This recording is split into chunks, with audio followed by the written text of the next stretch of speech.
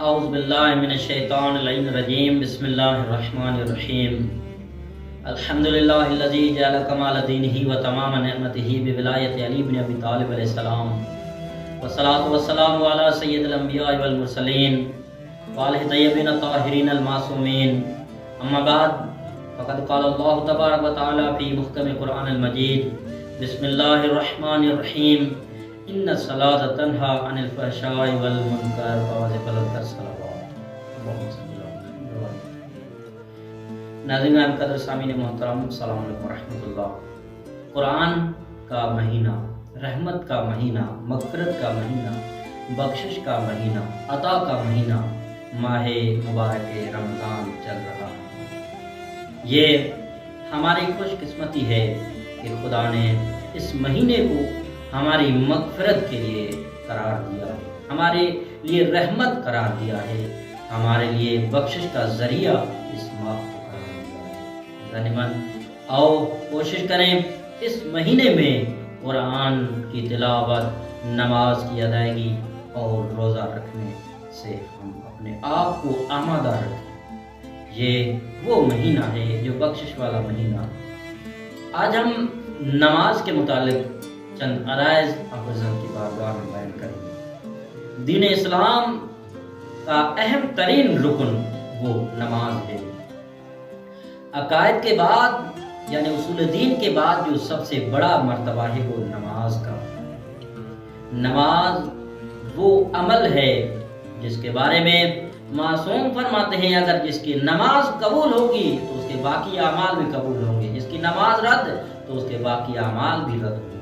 قیامت کے دن سب سے پہلے نماز کے بارے میں، نماز کے متعلق پوچھا جائے گا کہ کیا تو نے نماز کی ادائیگی کی. یہ نماز وہ ہے جس کو جو ہے ہر نبی نے، ہر امام نے جو ہے ادا کیا. نماز کے بارے میں خدا و متعال اپنے لاریب کتاب قرآن میں یہ ارشاد فرماتا ہے کہ ان الصلاۃ تنہا عن الفحشاء. یہ نماز وہ ہے جو برائیوں سے بچاتی ہے، یعنی اسی وجہ سے، نماز کی وجہ سے ہم برائیوں سے بچ سکتے ہیں. ہر شخص برائیوں سے بیزار ہے اور اس سے بچنے کے لیے کوشش کرتا ہے. خدا نے نماز کو قرار دیا تاکہ نماز کی وجہ سے جو ہے انسان برائیوں سے بچے. سیدہ فاطمہ زہرا سلام اللہ علیہا نے نماز کے وجوب ہونے کا ایک مقصد یہ ارشاد فرمایا ہے کہ خدا نے نماز کو اس لیے واجب قرار دیا ہے تاکہ لوگ تکبر سے بچے. تو عزیزان من، اس نماز کی تعلیم خدا نے دی ہے، نماز کا حکم خدا نے دیا ہے، نماز کا حکم پاک پیغمبر اسلام نے دیا ہے، نماز کا حکم امیر المومنین نے دیا ہے، نماز کا حکم سیدہ فاطمہ زہرا نے دیا ہے، نماز کا حکم تمام ائمہ نے دیا ہے. تو جو نماز پڑھتا ہے وہ گویا اپنے سرداروں کی باتوں پر عمل کر رہا ہے، اور جو نماز نہیں پڑھتا، نماز کا انکار کر رہا ہے تو وہ گویا خدا کو نہیں مانتا، گویا نبی کو نہیں مانتا، گویا امام کو نہیں مانتا، گویا سیدہ فاطمہ زہرا کو نہیں مانتا. کیونکہ جو شخص ان کی باتوں کو نہیں مانتا گویا ان کو نہیں مانتا. تو نماز کے ذریعے جو ہے ہم اپنی مغفرت طلب کر سکتے ہیں. نماز کیا ہے؟ برائیوں سے بچا سکتے ہیں. تو دوسرا مرد یہ ہے کہ نماز قرب خدا کا ذریعہ ہے. نماز کی وجہ سے ہم خدا کے قریب ہو سکتے ہیں.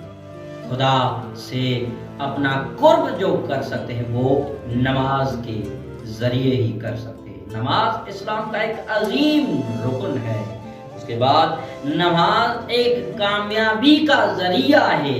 ہر شخص کو کامیابی کی تلاش ہوتی ہے کہ ہمیں کامیابی ملے، فلاح ملے. آؤ مسلمانوں، نماز میں فلاح ہے، نماز میں کامیابی ہے. ہر مکتب، ہر مذہب کا موذن اپنے آذان اور اقامت میں حی علی الفلاح کی صدا دیتا ہے کہ بس نماز میں ہی کامیابی ہے، نماز میں ہی فلاح ہے، تو مسلمانوں کوشش کریں ہم کہ نماز کو ادا کریں۔ اور اسی طرح تمام انبیاء نے بھی، تمام ائمہ نے بھی نماز میں ہی کامیابی سمجھی ہے، نماز میں ہی جو ہے اپنے آپ کو عظمت والا پایا ہے، یعنی نماز ہی وہ عمل ہے جس عمل سے خدا راضی ہو جاتا ہے۔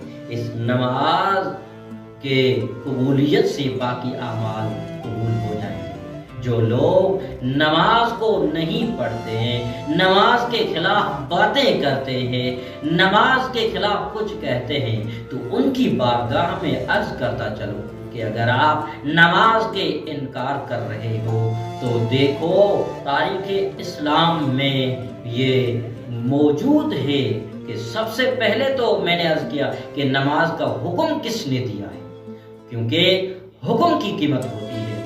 جس نے حکم دیا ہے وہ ہمارا خالق ہے، ہمارا مالک ہے، ہمارا رازق ہے۔ اس نے حکم دیا ہے اقیموا الصلاۃ، نماز کو قائم کرو۔ ارے مسلمانوں، خدا نے نماز کا حکم دیا ہے، یہ فعل امر کا صیغہ ہے، خدا حکم کر رہا ہے۔ جب بھی شریعت میں جس کسی چیز کا امر ہوتا ہے تو وہ چیز واجب ہوتی ہے۔ تو خدا نے کہا اقیموا الصلاۃ، نماز کو قائم کرو، نماز کو قائم کرو۔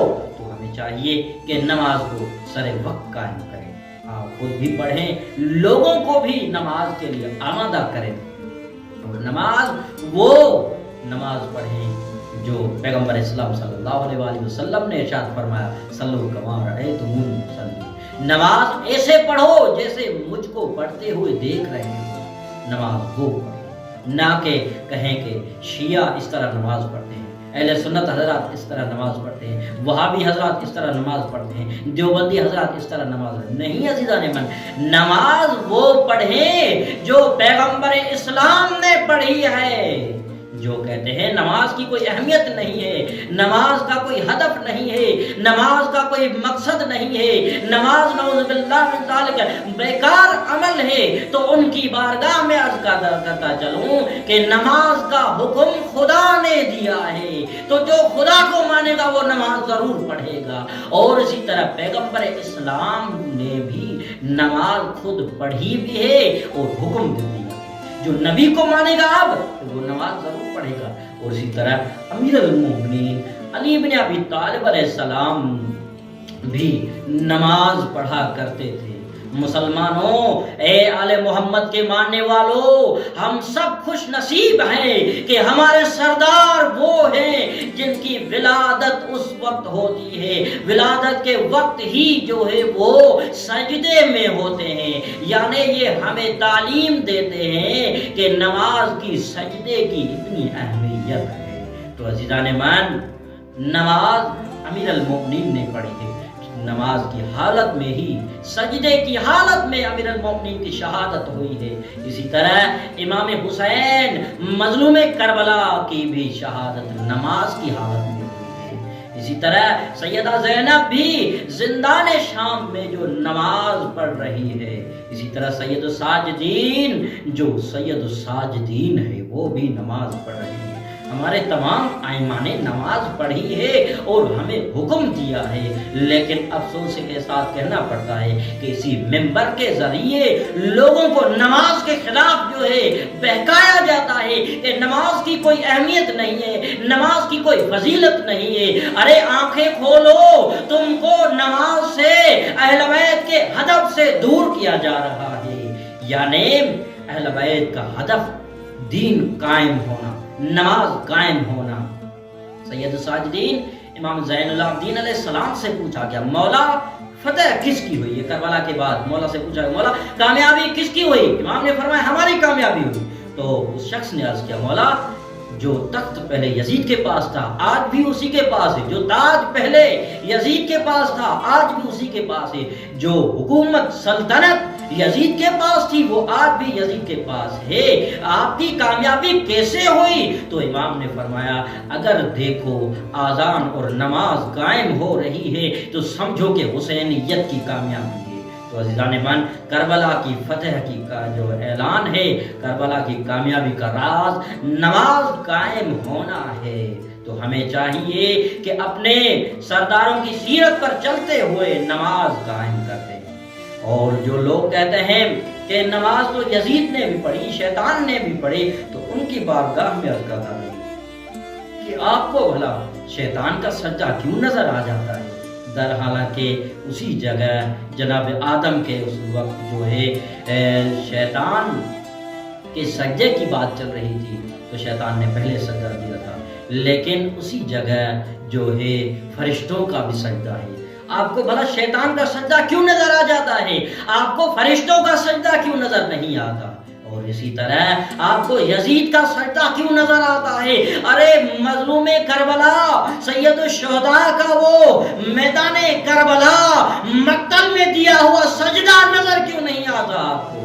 امام حسین نے میدان میں سجدہ کر کے دکھایا کہ اے حسینیو، اے میرے ماننے والو، میری جو اگر آپ پیروی کرنا چاہتے ہو تو نماز کو سرے وقت ادا کرو، چاہے آپ کے اوپر تیروں کی بارش کیوں نہ ہو، آپ کے اوپر نیزوں کی بارش کیوں نہ ہو، لیکن نماز کو کبھی ترک نہ کرنا۔ سیدہ فاطمہ زہرا کا پہلو زخمی ہے، لیکن اس نے کبھی نماز کو ترک نہیں کیا۔ امیر المومنین کو پتا تھا کہ آج مجھ پر حملہ ہوگا، لیکن وہ نماز کی ادائیگی کے لیے مسجد میں تشریف لاتے ہیں۔ اسی طرح ہر امام نے جو ہے نماز کی ادائیگی کی ہے۔ امام موسیٰ کاظم علیہ السلام کا زندان اتنا چھوٹا تھا، جو امام قیام کی حالت میں سیدھا کھڑے نہیں ہو سکتے، لیکن امام نے کبھی نماز ترک نہیں کی۔ تو ہم سب کو خداوند متعال جو ہے نماز پڑھنے کی توفیق عنایت فرمائے۔ خداوند متعال سے دعا ہے خدایا ہم سب کو نماز پڑھنا، قرآن پڑھنا اور روزے رکھنے کی توفیق عنایت فرما۔ والسلام علیکم ورحمۃ اللہ وبرکاتہ۔